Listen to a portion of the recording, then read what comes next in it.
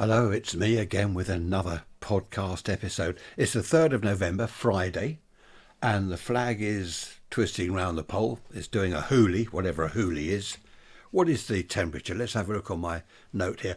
8 centigrade. That's not much, is it? 8 centigrade. I haven't looked up the Fahrenheit yet. How remiss of me. 93% humidity. 983 millibars on the barometer.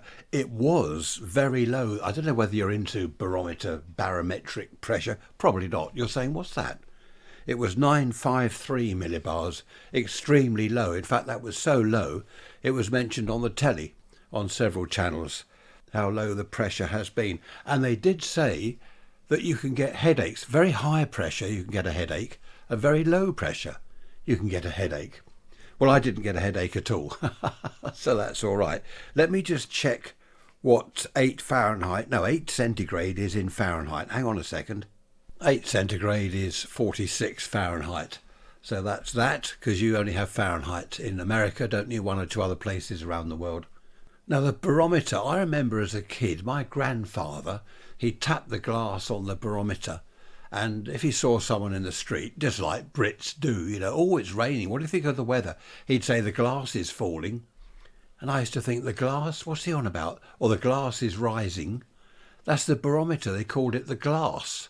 Why it's called a glass? Perhaps because you tap the glass front. They do say don't tap the front of the barometer. We've got 5. We've got 5 barometers.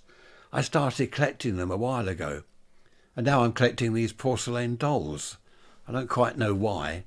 I was going to tell you something about the latest doll I bought, but I better not. I don't think it's suitable for family listening. Anyway, nothing wrong with her. She's a fine doll. It's just there was something attached to her. Talking of the weather, the latest term, it's an unofficial term, is a weather bomb. We have weather events and all these other things, and now a weather bomb. That, I believe, is... What's that? Someone's dinging. That, I believe, is where the pressure falls a certain amount within a certain time. Drops, perhaps like a bomb, I don't know.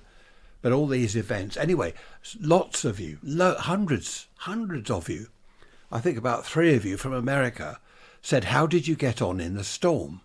Was it Kieran or something, the storm we've just had? Well, it was all night. Which night was it? The other night? I can't remember which night. I kept getting out of bed and having a look out of the window. The wind was pretty fierce, but I don't think it was gale force. The rain was the worst part of it, lashing on the window. I opened the window at one stage. I thought I shall record this so people can hear it. But the rain lashed in through the window. I nearly got blown away back into the room. So I closed the window. Well, actually, it almost closed itself with a bang. So I thought, well, I can't record that. The only thing we've had here was a lake, not a lake, a little pond in the garden down the end. There's a low bit of ground. That soon disappeared in the morning. Just north of Worthing Central Railway crossing gates, there was a flood. And what's caused it is, do you know what I'm going to say? It's the council's fault. All the drains are clogged up. Do you remember in the old days, you'd have the big lorry come round with a chap on it and he'd put this huge pipe down the drain, and it would suck out all the water and all the muck and like that. He'd put the drain cover back and he'd go along to the next one. I haven't seen one of those drain cleaning lorries for years. In fact, I can't remember when I last saw one. In our road, I just can't remember. Or anywhere, not just our road. I was chatting to some local nerds on the radio the other day, radio hams, amateurs. And I asked them about it, and they all said the same. I haven't seen one of those for years. That's the council's fault. What is wrong with the council? There's floods everywhere. What happened down by the crossing gates? There was a chap there. He knew where the drain was, or he found out where it was, and he rummaged with his hands, and he pulled all the leaves and that off the drain, and eventually the water started swirling away. And in fact, the water cleared the muck out of the drain. It washed it all into the sewer.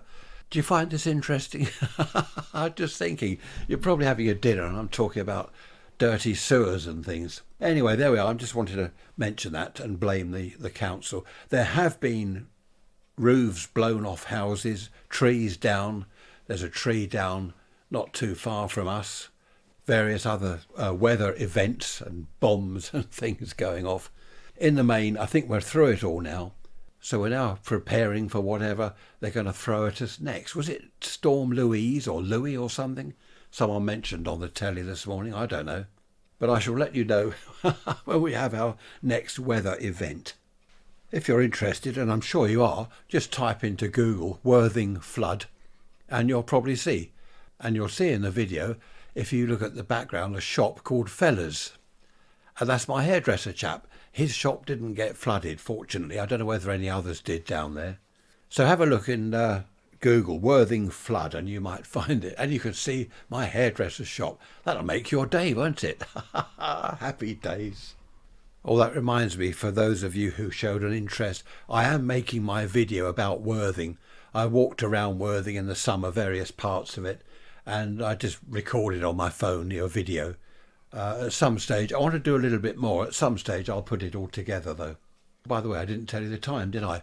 It's 10:20, and we've got blue sky, rather nice. The cherry tree's moving. The flag is now, a little bit of wind from the west. Seems to have calmed down now. I think the storm has gone out into the North Sea. What I did wonder about in the other night when the storm was here, is the ships in the English Channel. All the shipping, that's the busiest shipping lane in the world. And I did wonder, are they all okay out there, getting rocked about on the ocean? I'm sure they were okay. I mean, some of these huge oil tankers and container ships, they're massive, aren't they? I don't suppose they rocked at all. They're that big. Oh, by the way, if you hear any strange noises in the background, we have our 8-year-old grandson staying with us for a week. Trish did say to him, right, Grandad's recording a podcast, so don't make any noises. But I have heard he's in the room next to mine. He calls that his room whenever he stays. So if you hear any squeaks or anything, as I have heard, then that explains it. That's the grandson. I mentioned the other day, didn't I? Was it the midweek message or last Sunday? I can't remember. I doubt you can remember either. This weather stuff. In the old days, I was saying that they'd say, oh, it's going to be 30 degrees or whatever it was in Fahrenheit this weekend. It's going to be a nice weekend, 30 degrees. And everyone would say, oh, that's good. Oh, we'll go down the beach. Oh, we'll go out for a picnic in the woods. These days, it's going to be 30 degrees this weekend. Take cover. Don't go out. Put a hat on. Don't go in the sun. Put on factor 2050. Whereas back then it was just classed as a lovely weekend. What is going on with all this? I think it's all this, what is that new word, fear-mongering? Well, that's not so new now, is it? I think it's all fear-mongering. I suppose, though, thinking about it, do you remember Michael Fish in 1987? He said, he was a weather forecast chap. Some woman phoned the BBC and said, is there going to be a hurricane? Of course there's not going to be a hurricane. And there was. If you're out of the country somewhere in the world and you don't know about the storm, the hurricane of 87 in the UK, put that into Google. That was awful. Thousands of trees fell down, roofs blown off houses, ripped off houses. Oh, it was dreadful. 87. And of course, Michael Fish, he is now known for that. Anyone mentions hurricane, 1987. Michael Fish, he's got a reputation. But I suppose now they're thinking, well, we don't want to repeat that. So if there is a weather event, a weather bomb on the way, we'll exaggerate. We'll say, this is going to be really bad. It's going to be terrible. Then if it isn't, people won't mind so much. I don't know. That's just a thought, isn't it? But it is nice to get warnings. If there's going to be some severe weather, then it's nice to get warnings. I think the trouble is with the flooding. Who was it the other day on the telly was saying, we've built a housing estate on the meadow, on what was a meadow. Now, a meadow, isn't that a bit of a giveaway? He was saying, that's a bit of a giveaway, isn't it, really? A meadow. Meadows flood. And he said, there was something else he said, I can't remember what it was. They built a housing estate on some land near a river. The land's lower than the river. Is that a bit of a giveaway that what might happen if the river bursts its banks? They don't seem to think these days. I think it's down to money, isn't it? Let's build there, look. Build some houses there, we'll get our cash and do a runner. And of course, when it all floods. There was a housing estate near to us called Goring Green. I lived there once. Goring Green. They built a load of houses. We knew it as kids as 77 acres. We called it that because there was a big sign, a big hoarding saying housing development on 77 acres. And it was there for years. No one built anything for years. And it was great to go over there on our bikes. It was right next to the railway line, so we could see the steam engines going by. And then they built a housing estate there. And of course, it flooded. One area of it flooded. And people say, oh, this is dreadful. Why does it flood? Well, it wasn't a flood plain, but there's a stream called the Rife that goes somewhere near there. Anyway, there we are. And as the chap was saying on the telly, they cover... Who are they anyway? These people, they. It's good to blame them, isn't it? They cover everywhere with concrete, and then they're all surprised when it floods. When we moved to Goring Green, buying the house, the solicitor said, I have to tell you, there's a possibility they're going to build a railway bridge not too far from your house. There's a railway station there, Goring Station. Goring by Sea, they call it, and it's a mile from the sea, so I don't know why they call it that. And he said, this first was proposed or whatever in 1939, so I think we can forget that. Well, they did build a bridge eventually, but not till about 30, 40 years later. There's a bridge there now, which does help the traffic. Oh, don't talk about traffic. Traffic? Stone the crows. No, I won't go on about that. I did all that last time, didn't I? You'll be saying, oh no, not traffic again. So we shall move on swiftly.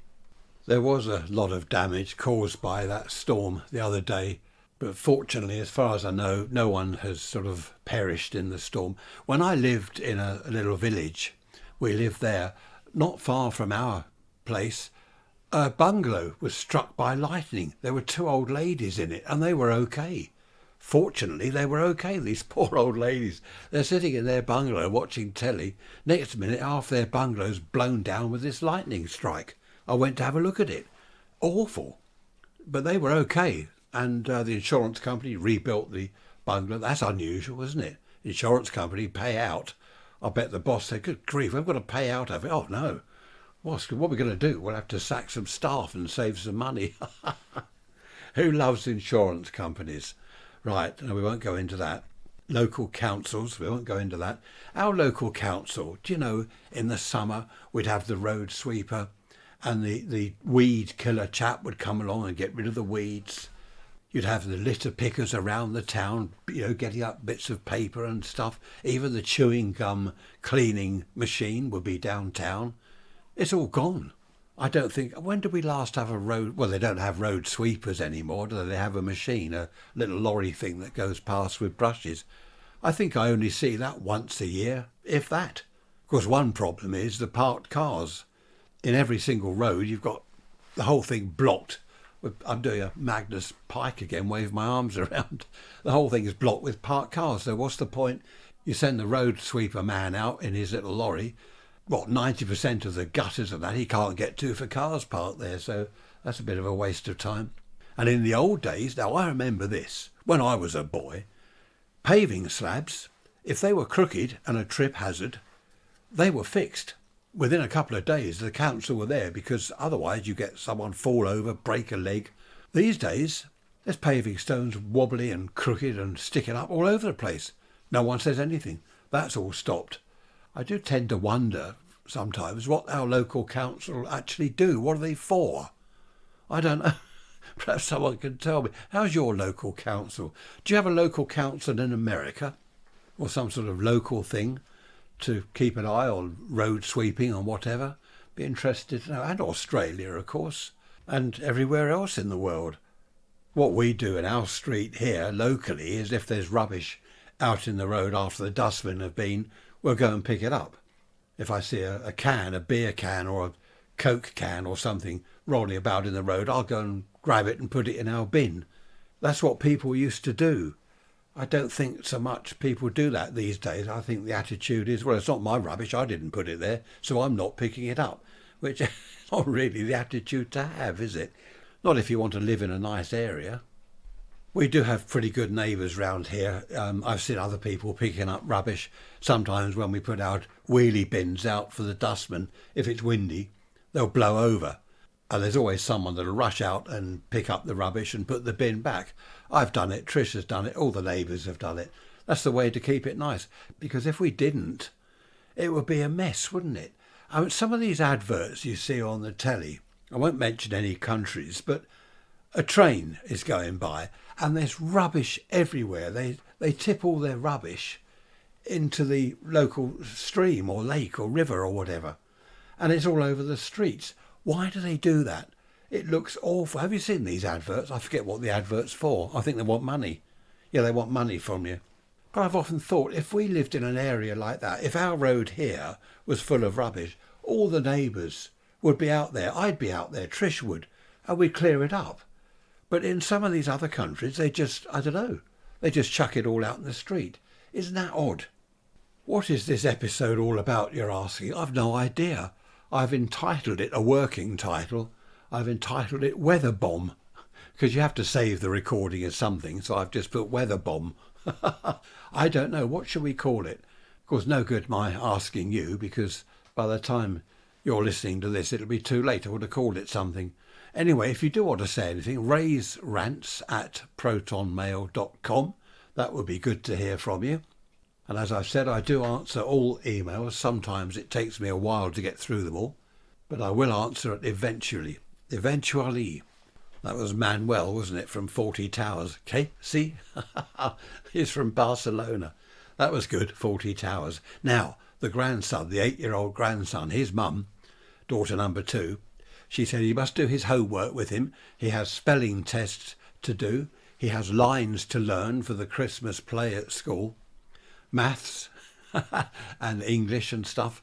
So Trish sat down with him to do the maths, the mathematics. You call it math in America, don't you? We call it maths here. I don't know why. Struth, I can't do that. I left the room. I said, do you want to help, Trish? Are you going to help? I said, yeah. I've just got to go and do something. I don't understand that. All these funny signs and formulae. Stone the crows. So I came back when it was English.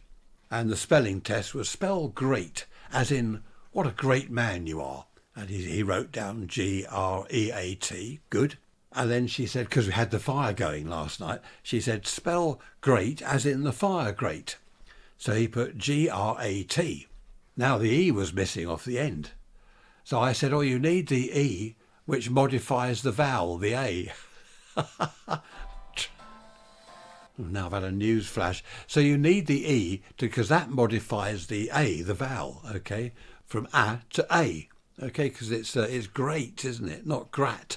Anyway, Trish said, don't confuse them with all that. He said, yeah, we've done that at school. I thought, that's good. 8 years old and they've done that at school.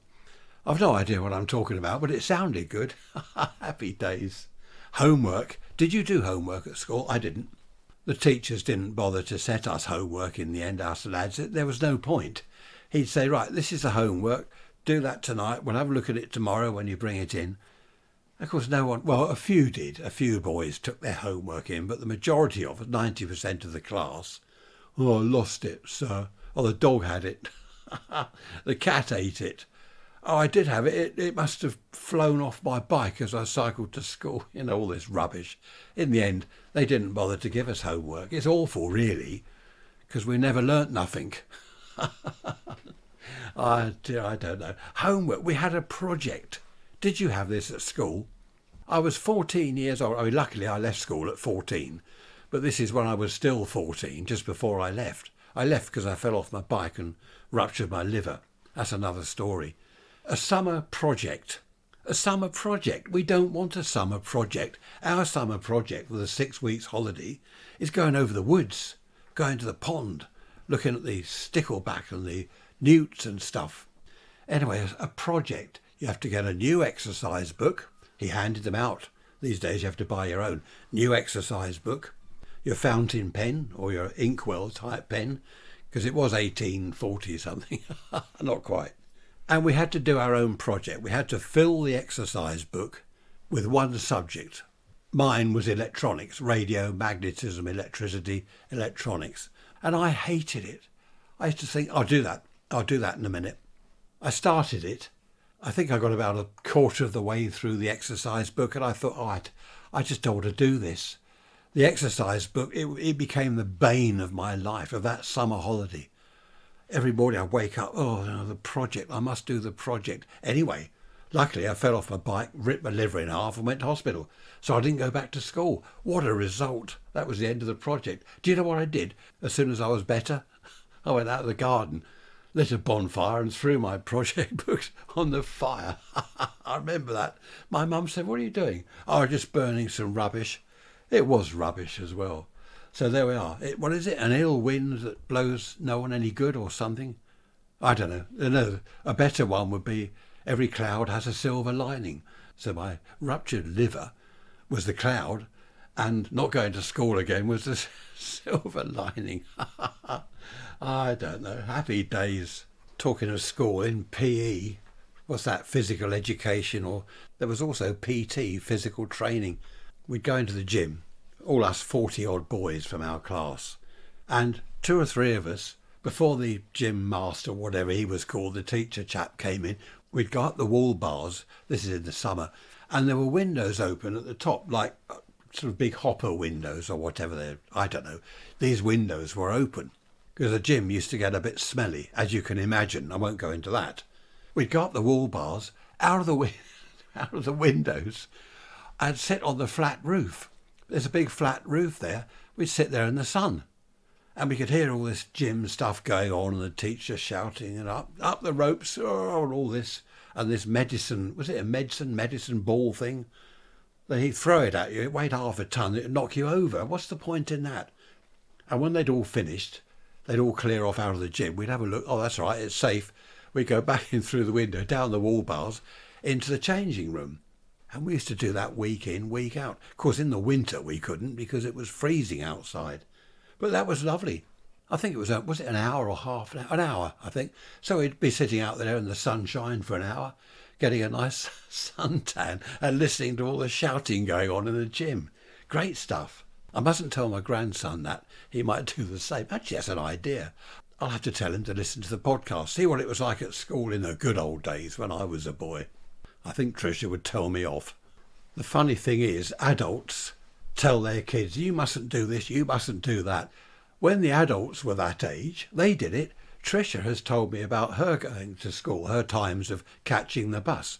Her and her friend, they'd leave the house on time, so Mum thought that was okay. Off they went to the bus stop. They'd go over the park, have a cigarette, and eventually walk to school late. And the teacher would say, "Where have you been?" "Oh, we missed the bus." Well, they missed the bus because they're sitting in the park having a fag. That's quite funny. And they used to bunk off. She said they bunk off early in the afternoon. So all these adults do it. And yet when they talk to their kids, "Oh, you mustn't do this, you mustn't do that." And I find it funny, especially number 1 daughter, when she says, "Well, hang on a minute, Mum. You've told us that's exactly what you did. You know, I got told off for this and that, and that's exactly what you did." Which is true. There's no answer to that, really, is there?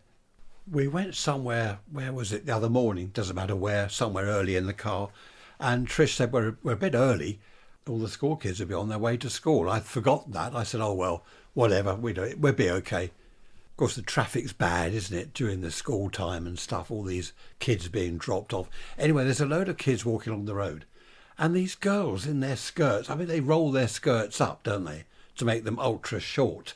And there's some boys the other side of the road shouting and whistling. And I said to Trish, that's illegal. It's illegal now to whistle at girls or women. If I did it, I'd get arrested. I suppose they can do it. I mean, teenagers, girls in kind of micro skirts, and boys, teenage boys, you know, red-blooded boys, of course they're going to shout and whistle. But it's illegal, isn't it? When I was that age, early teens, well, I left school at 14, but, 13, 12, 12 even, we used to shout at the girls and they'd shout back. They'd give us back whatever we gave them. It was great fun. No one was offended. We didn't have hurty words back then. Actually, we did. Thinking about it, we did have lots of hurty words, but no one was offended. I mean, the things we used to call each other at school, dreadful. We'd end up in jail now if we did that. I suppose that's progress, isn't it? As I said, was it last Sunday? Not allowed any fun anymore. Can't play conkers. Can't play marbles. Can't have catapults. No fun. Can't whistle at girls. And girls can't shout at us either. They can't whistle at us. And they used to. I remember that. I remember on a Saturday going downtown with a couple of mates, and we'd have girls whistling at us. Well, we were extremely good looking, obviously. I think this episode's turning out to be more about schools and weather events and weather bombs. There was a discussion on a news programme the other day, funnily enough, about schools, and they were talking about discipline. Should children be made to wear school uniform? And teachers, that was it. It was something about teachers were complaining that they had to wear the males would have to wear a shirt and tie rather than sort of jeans and a T-shirt that says Jimi Hendrix on it or something like that. And the panel of whatever it was, three or four people, I think, they were having an argument. Some were saying, well, you should have uniforms. The kids should have a uniform and the teachers should be well turned out, present themselves properly with a tie or look decent, not in jeans and T-shirts and things. And I do agree. I think the kids should have a uniform because they were talking about later in life and also children not doing things. Oh, I'm not doing that, can't be bothered. They were saying later in life when they go out to work, the children, they get to work and they've got to look presentable. They can't turn up in an old T-shirt and jeans. In a lot of jobs you can't anyway. And if the boss says, could you do so-and-so, blah, blah, blah. Oh, no, I'm not doing that. Well, that's no good. You get the sack. Oh, no, you won't these days. They're not allowed to sack you, are they? You can't get the sack. But you see what I mean? That's no good. The school prepares you for work. I was the exception to the rule. They didn't prepare me for work. Well, actually, it did prepare me for work. I hated school so much. When I got to work, I loved it. So school did me a favour. This discussion was interesting because some people say, these days, it's all modern times now. You don't have to wear a school uniform and a cap. OK, perhaps not a cap. I had a cap. I don't remember any of us lads at school wearing a cap. It was stuffed in your blazer pocket and that's where it stayed throughout the whole term, throughout the whole school year. That's if you hadn't lost it. But they were also talking about kids wearing a uniform because that gets rid of any class difference. They're all looking the same. You haven't got one child in second-hand clothes because their parents have got a great deal of money and the other kid comes in wearing his Harrods suit or something, I mean, that's one extreme to the other. And someone was saying another thing that they should get rid of, these so-called branded uniforms. You go to the posh shop and get the posh uniform. Same thing, but it's all posh. And the other kids have got the ordinary uniforms, which are cheaper. Anyway, it was quite an interesting discussion. We all wore a uniform at school, and I think that was good. And our local sixth form college, they had green blazers. And they all looked very smart. The lads in their trousers, green blazers, shirt and green tie. They all looked good. And the girls looked good. I forget what they wore. I wasn't so much thinking of their clothes when I was looking at them. Anyway, moving on swiftly again. Well, it's moving on swiftly. Good grief. Just one more thing about schools. I know the boys love it, these girls that roll up their skirts, but I don't think that should be allowed. It's not right, is it, I was going to say flaunt themselves. It's just a thing that some of the girls do. Not all of them, but some of them. They like to roll up their skirt and make it ultra short. I don't think that should be allowed. There's a school near us, quite a well-known school. They have long skirts, long pleated skirts down to your ankle. And the rule is they mustn't be above your ankle. I think that's a good idea. I don't know. What do you think? Raise rants at protonmail.com. As I said, the boys love it, but I don't think it's a good idea. Our landline phone isn't working again. I've just checked. It hasn't been working now for 3 days. And this has happened 2 or 3 times in the past. First of all, they said, we'll send an engineer round. Then they said, no, it's an area fault. Next door's phone's down as well. In the old days, when I was a boy, a lot of people didn't have a landline. They didn't have a phone at all. And there were lots of phone boxes around. But what neighbours used to do, they'd all use someone's phone. Like if number 12 had a telephone, then all the neighbours around sort of 12, 13, 14, 10, 11, they'd all get to know, number 12, old Harry over there, he's got a telephone. Can I borrow your phone, Harry? They put a couple of pennies down. And our neighbour, it was awful. She said, my sister who lives up in where was it? I don't know, somewhere in Surrey. She likes to speak to me now and then. Is it all right if she phones me once a week on your phone? And my parents went and said yes. So once a week, 8 in the evening, this woman would phone up. Oh, hello, it's so-and-so there. I'd get sent next door, your sister's on the phone. Oh, okay, I'll be over in a minute. She didn't seem to understand that, the woman's on the phone waiting. And sometimes she was 5 minutes, which is quite a long time. And you'd hear her sister on the phone say, hello, are you there? So her dad would pick it up and say, yes, she's on her way. And then she'd sit in our hallway, because in those days the phone were always in the hall. I don't know why they were in the hall. She'd sit there on this sort of telephone table thing with a seat for half an hour or more, rabbiting on the phone. It was awful. And, they had a lot more money than we did next door. Brother, sister and some other woman used to live there, and they all had plenty of money. He was an ex-headmaster. He wouldn't have a phone, I suppose, because he used our phone. Well, he didn't use it so much, but his sister did. Made myself a cup of coffee, which is rather nice. It's raining again, by the way. It's pouring with rain again. The wind's getting up. So I don't know what that's... Was it Louise, whatever storm's coming in next? I don't know. There were hundreds of red phone boxes around back then. Thousands, tens of thousands. Almost at the end of every street there was a red phone box. And I remember before we had a phone at home, we'd walk down there. My mum would want to phone someone, or I would. We'd walk down there. I'd go with her. And there'd be a queue outside the phone box. Perhaps 6, 7, 8 people or more, all standing outside the phone box waiting their turn. And some of them were moaning, oh, how long is she going to be now? There were other phone boxes. I did say to one old lady once, I was waiting to use the phone and I was ahead of her. And she said, your phone call was probably not important. Can I go in front of you? And she pushed me out of the way. So I said, no. I said, my phone call is very important. I said, anyway, there's other phone boxes down the road. Talk about, what was it? Respect your elders, betters and better, an elder. She wasn't better. Most of the old people I knew when I was a kid, they were rude. They'd walk into a shop. I'm in a queue at the counter to buy my penny bangers to blow something up. Some old lady would come in and just go in front of me, or even to the head of the queue. And of course people didn't moan. They just thought, oh, we'll leave her, let her get on with it. Dreadful, really. We've got bonfire night coming up, haven't we, on Sunday? That's when you'll be listening to this, 5th of November.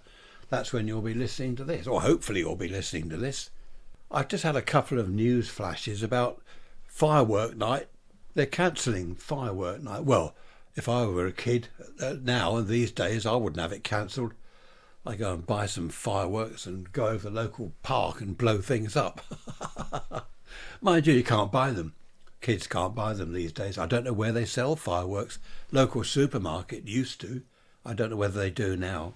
Firework night was great back then. Fantastic day. We'd build up for a week or two before, we'd build a bonfire. Oh, that reminds me. Apparently, I was talking to a friend of mine on the radio the other day, and he said down on the park or the beach area on the seafront where he lives, they built a big bonfire. The locals and the kids built a big bonfire. Do you know what happened? It was set fire to and burnt to the ground. I initially thought, oh, who's done that? That's an awful thing to do. Guess who did it? The local fire brigade did it. They turned up in their fire engine, allegedly, this is what he said, set fire to it, burnt it down, and then hosed it all off, and that was the end of that. They deemed it to be dangerous or something. I mean, talk about spoiling fun. What can we do these days? What can these kids do? That was a highlight of our November. Bonfire night. We'd go over the local field. We'd drag over there all sorts of old furniture. People would put old furniture out in the street. Old wardrobe, whatever they got, they stick it out in the street on the pavement. And we go and grab that, drag it to the field. All us kids drag these things to the field. Wardrobes, dressing tables, old beds and all sorts. Mattresses, you name it, chuck it on the fire. And it was fantastic. On bonfire night, we'd go over there. A lot of the kids had older brothers, so I didn't. I was the oldest. But we'd go over there with the older kids' brothers, and they'd set fire to it, chuck petrol on it, and the thing would explode. And there's sticks and bits of wood flying everywhere. Kids getting injured. But it was great fun. And we'd have a roaring fire that would just go on and on and on. Even in the morning, the thing's still burning. We'd rush back the next day. The thing's still burning. But I suppose that's dangerous, isn't it? That's more fun that... what was it, 40 Towers, John Cleese said? to his wife, she mentioned something and he said, "Oh, that particular avenue of pleasure was cut off years ago." Oh, she was talking about gambling on the horses. He was going to put a bet on, but he was hiding it from her. And when she accused him, he said, "Oh, no, that particular avenue of pleasure was cut off years ago." That's funny, that. He used to call her my little nest of vipers. She said, "I'm going out in the car now, Basil. I won't be long." And he said, "Drive carefully, dear." There we are. They only did 12 episodes of that. Did you get 40 Towers around the world anywhere? Or was it just here in Britain? One of those programmes where you either love it or hate it. I loved it. There was another time she was having a few drinks with a friend of hers. And he said to her, "Why don't you have another vat of wine, dear?" A vat of wine. Trisha's just called me for lunch. I shall be back in a minute. It's now Saturday afternoon. I don't know what's going on with this weather. We woke up to lashing rain and wind, then sunshine, then rain and thunder and lightning, and then brilliant sunshine again. And now, what have we got now? I don't know, it keeps changing. No wind at all now. The temperature's about 9 degrees out there. What's that, centigrade? Not sure in Fahrenheit. It's not warm. The heating's come on. Anyway, enough of all that nonsense. A little bit more nonsense. That's 48 degrees Fahrenheit, 9 degrees C. Right, OK, now, email from Susan. Hello, Susan, nice to hear from you. Susan mentions her first transistor radio was given to her as a present when she was 10 years old. I think I was 12 when I got my first transistor radio. The thing is, with Susan, the strap broke, a little hand one, we hang it on your shoulder or something, and the radio dropped to the floor and got broken. So it sort of spoilt the gift somewhat. But thanks for that, Susan. Yeah, nice to hear from you. I think Susan's been watching one of the earlier episodes about home entertainment, was it? The old tape recorders, record players, all that stuff. All the stuff that's gone now, sadly, these days. I know very few people who can play vinyl records. They've got vinyl, as I have. I've got loads of old LPs, Rolling Stones, Hendrix, all that stuff. Trish has got a load of singles. But we don't have any way of playing them. I recently got rid of our record deck because, well, we never used it. And also, there's no room. Where do we put it? Our dining room, where the big speakers and the amp and all the tuner and stuff, that's where all the gear is. There's no room for a record deck as well. Email now from Brent in Winthrop, Washington. Hello, Brent. Nice to hear from you. He says, in the United States, we also have extreme weather reports all the time. The weather media, they keep raising the bar higher and higher to get attention. Politicians also do it. They call it dial it up to 11. First of all, something's great. Then that evolved into awesome. And then it's stellar.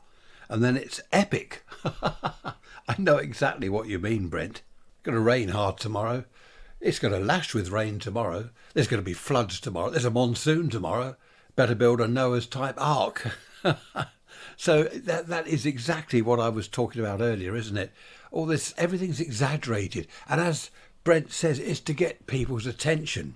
If you just say, it's going to be a bit windy tonight, could be a little bit of damage, perhaps the odd shed could lose its felt roof, people just think, oh yeah, okay, yeah, a bit of a breeze. Whereas if you say, structural damage, chimney pots flying everywhere, sheds lifted off the ground and flung up into the atmosphere, into the moon, then people might listen. Isn't it awful, though, the way it's all gone? I don't know, stone the crows. I got caught out by a neighbour the other day. He said, what with all this wind, I'm worried about the caravan in our garden. And I said, oh, I didn't realise you had a caravan. He said, we didn't have one yesterday. It was a joke. I got caught. We didn't have one yesterday. Yeah, okay, it's been blown in on the wind. I fell for it. I felt such a fool. That email from you, Susan, that's reminded me. I'm looking at a couple of little transistor radios now. The one I used to take to school, put it in my inside blazer pocket. It was a small one, a very small one, in a black leather case. And it was only long wave and medium wave, no FM, VHF back then. Well, there was, but not in tiny radios. And I used to keep it in my blazer pocket. And I had one of those little plug-in earphones, They were pink, with a pink twisted wire. How many of you remember those? And I'd sit at the back of the class listening to the radio with this little earphone in. And a friend of mine, He did. I mean, I got told off. You listen to that radio and all this business, sent to the headmaster and all that nonsense. This friend of mine, he made out he wore this little earphone thing all the time, whether he listened to the radio or not. In one particular class, this was, I think it was RE, religious instruction, and the teacher, just in this one class, he thought it was a deaf aid. So he didn't comment. This chap sitting there at the back of the class next to me, and he's listening to the radio, and the teacher thought it was a deaf aid. Ah, dear, that was good. I couldn't get away with that because I only wore the little earphone, when I was listening to the radio. But that was great fun. As I said, I'm looking at a couple of little radios now on the shelf here. I've had those for years, decades even. I don't suppose they're worth anything. But the one I had, I really missed that. That was a fantastic radio. The leather case it was in was really thick and it worked so well. Just in my blazer pocket. There we are. That's gone. I don't know. I've lost a lot of things over the... Have you lost stuff over the years? I used to lend people records, which was a dull thing to do in my teens, and I didn't see them again. I mean, most people would give them back, but there were a few records. I thought, well, where's that one gone? Who did I lend that to? I'm sure I lent it to someone. It's gone. One I remember vividly because I'd only bought it recently. It was Jimi Hendrix, Band of Gypsies. And I lent it to this friend of mine. He wanted to record it on his reel-to-reel tape recorder. I never saw it again. My brother lent a radio. This was fun. It wasn't funny at the time. He lent a beautiful radio to a friend of ours, and this chap put it on the back shelf in his car. That's when cars had back shelves. They don't anymore. And he left it in the car all day while he was at work. It was a red-hot summer day, and this radio, the plastic case, it all melted. And this friend of ours, he didn't know what to do. My brother kept saying, where's my radio? You're going to bring my radio back? Oh, yeah, I'll do that. And my brother said, look, I'll pop round and pick it up. No, it's all right. And eventually, of course, this chap had to say, look, I'm sorry. There it is. It's a melted lump of plastic. It wasn't funny at the time. But looking back now, it was funny. I didn't like borrowing things. What's that saying? Never a lender or a borrower be, or something like that. My father-in-law, bless him, he always used to say that. There is now, the flag is wrapped round the pole. There is huge wind. Can you have huge wind? And a monsoon. There's a flood now in the road. It's not funny. It's like the melted radio. It's not funny. We've got over 200, I just seen it on the news, over 200 flood warnings in the south and southwest of the UK. Well, we're in the southeast-ish. But there are floods everywhere. I don't know what's happening. Of course, the trees are still in full leaf because, they're not thoroughly into autumn yet. And look at that rain coming off the roof across the road. Stone the crows. This is ridiculous. Oh, blimey, I think we're going to lose our cherry tree in a minute. The poor old flag. But the leaves are in full leaf, the trees are. And of course, they're being uprooted. We've had several round here. Last night, in fact, uprooted. It is difficult to see across the road, not because of mist, but because of torrential rain. I don't know what's happened to the weather. It's all gone balmy. You won't believe this. The wind's dropped, the rain stopped, and the sun's come out. This is sort of a minute or two later. That's it. Dear me. Anyway, let's move on. We've had enough of this weather. I can hear sirens now. Is that the cops? I think the cops are out in force. Well, what cops there are left. We don't have many cops these days. Oh, that reminds me, another email from Harriet. Hello, Harriet. I think you've emailed before, haven't you? Several times in the past, over the years. Harriet says that their garden... No, it's not funny, Harriet. Their garden flooded. Because I mentioned this on Wednesday, didn't I, about the weather. And she says their garden flooded. Luckily, it didn't go into the house. She said, but their shed, it's a very small shed, and it floated.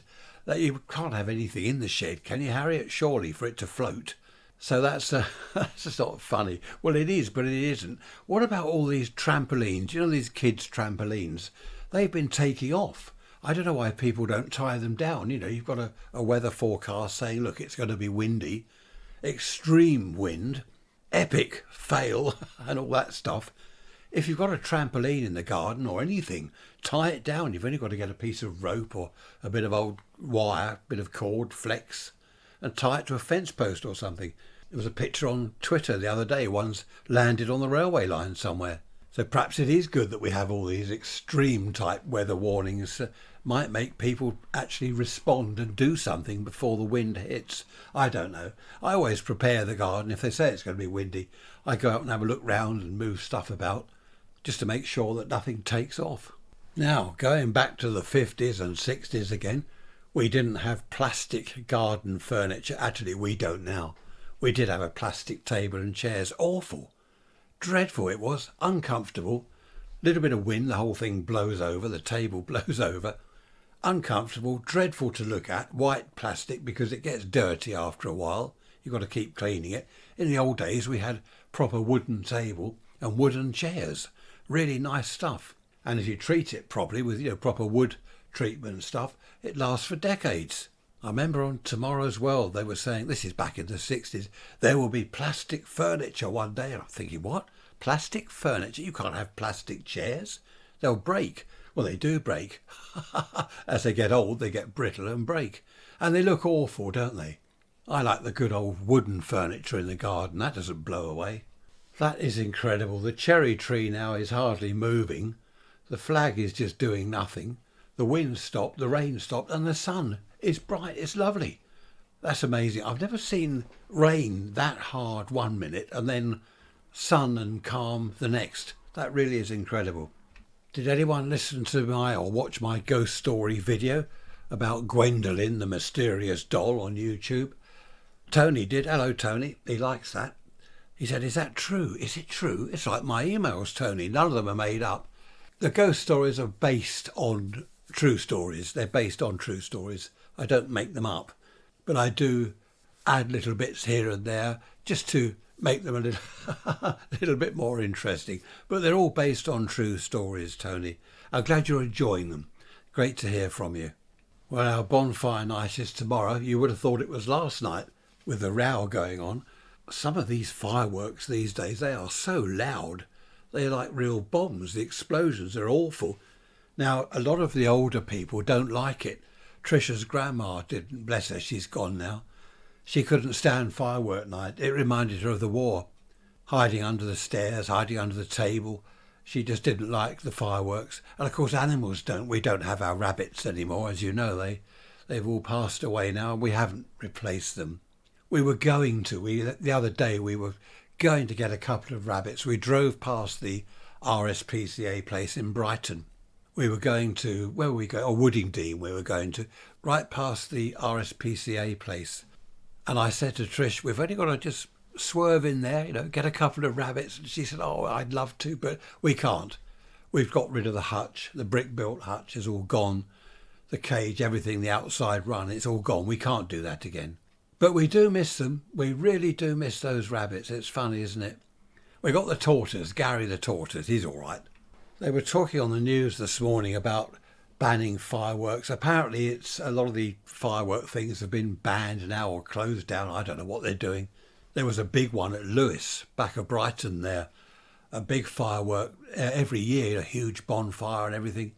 And they were talking about kids buying fireworks and going out chucking fireworks around the street. And it reminded me of when I was young. That's exactly what we used to do. I think I've said before, firing rockets from the front of our bikes. Fix a copper tube on the handlebars, stick a rocket in it and then light it. As you're cycling along, it would fire it down the road. We did all things like that, all sorts of dreadful things back then. Sticking bangers down the handlebars, one down each side of the handlebars, cycling along, bang, bang. People in the street would jump, old ladies would shake their fists at us. But we were kids, it was good fun. I can see why now all that's frowned upon. It's dangerous, isn't it? But when they were saying, oh dear, the children today, they do this, they do that, I thought, hang on a minute, we were doing that 60 years ago. That's nothing new. And I'm sure people were doing it 60 years before we did it. There we are, funny old world. Have you got anything to say? Raise rants at protonmail.com. Where are we? 50 minutes now. Think about ending it. You won't believe this now. The sun's gone. It's lashing with rain, but it's not windy. What is going on? What's the weather like where you are? Raise rants at protonmail.com. Be great to hear from you. I think I said earlier we got the 8-year-old grandson here for a week. We played Cluedo last night. He won, and so did Trish. Then we played, what's that? Doblo. Is it Doblo? I quite like that. I won that twice. And then a card game where there's pictures on all these cards and you put them all face down. You lift up one and it's a ball, another one's a car. And you've got to match the pairs, so you have to remember where they are. And our little grandson, he wins every time. He remembers where every single card is. I don't know how he does it. I wonder whether he's marked them. No, that's not possible, but he just wins every time. Have you got any stories about your grandchildren? If you've got any, it'd be great to hear from you. Right, that's it. I shall bore you no longer. Take care. Don't behave yourselves. Have fun. Live dangerously. And I will see you on Wednesday with the midweek message. Bye-bye for now.